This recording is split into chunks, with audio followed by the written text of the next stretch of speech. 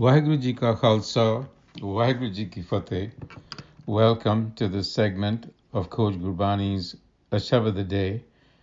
The recitation is Maj Mahalla Panjwa. Bhaye Kirpal Govind Gusian, Megh varsai sabni thai.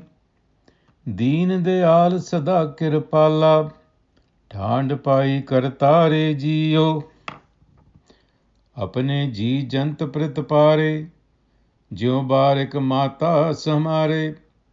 दुख भंजन सुख सागर स्वामी, देत सगल आहारे जियो।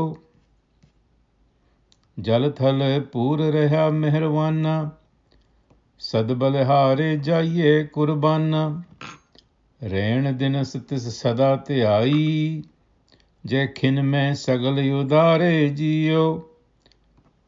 राख लिए सगले प्रभ आपे, उतर गए सब सोग संतापे।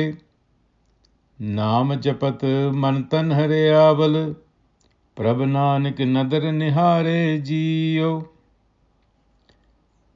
Let's take the shabad from the top and render a free translation first. The first section reads, Bhaye Kirpal Govind Gusian, Megh varsai sabni thai. The cloud of wisdom reigns everywhere. When the master of the world, the protector, Govind Gusian, showers its compassion, Bhaye Kirpal,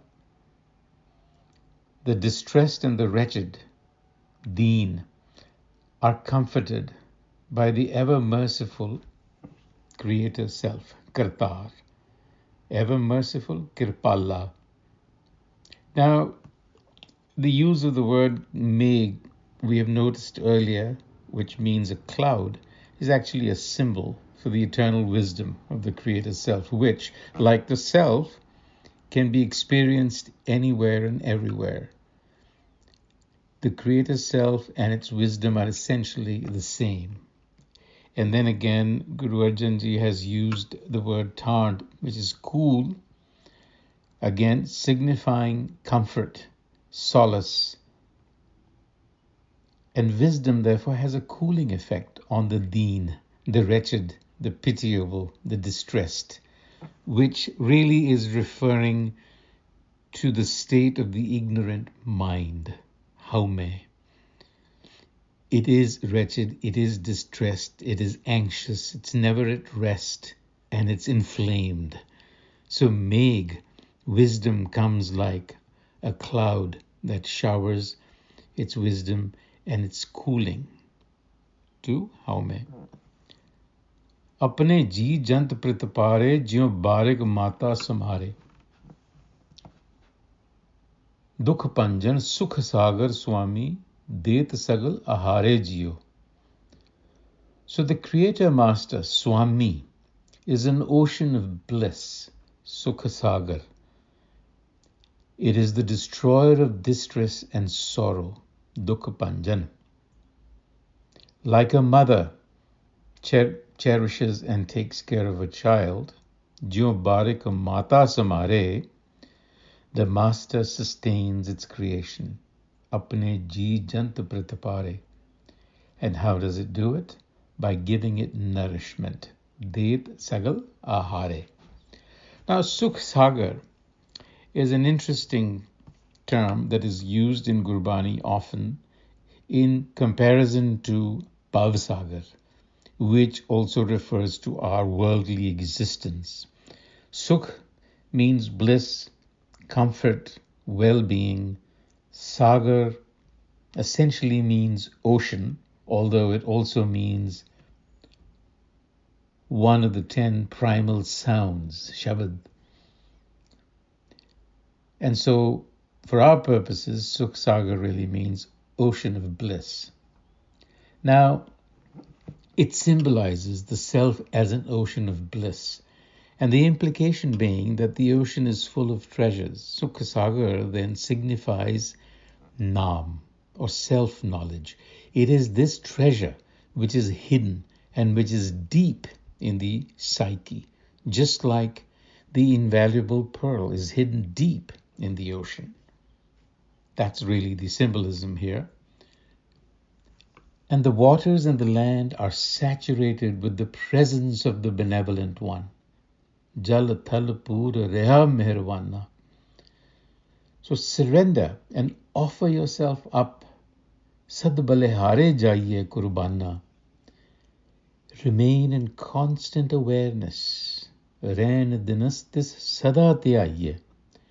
Remain in constant awareness of the one who can in an instant uplift us. In other words, in an instant enlighten us. Khinme sagal udare.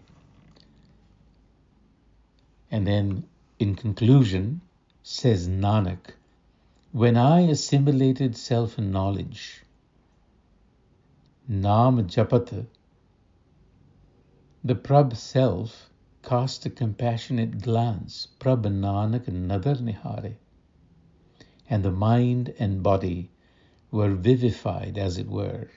Naam Japat, Man Tan Haryaval, Prabh Nanak Nadar Nihare, Rakh Liye Sagle Prabh Appe. The protector watches over everyone. What can we take away from this?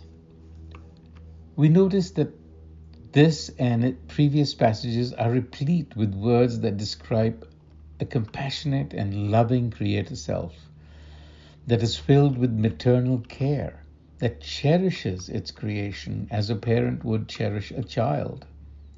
It is indeed the very support of life.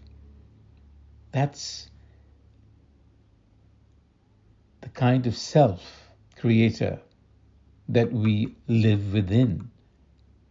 And also, if you recall, we are consistently being asked to develop a relationship of a complete submission, devotion to this Creator Self. So one way to understand this is to consider ambition. Look at ambition that drives us to accomplish objectives. What happens ordinarily is that we identify ourselves personally with the outcome by attaching the ego self to the outcome. It becomes my achievement.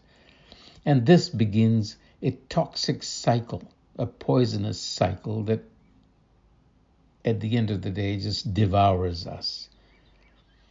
Now, we are not being asked to kill desire, for that's not possible.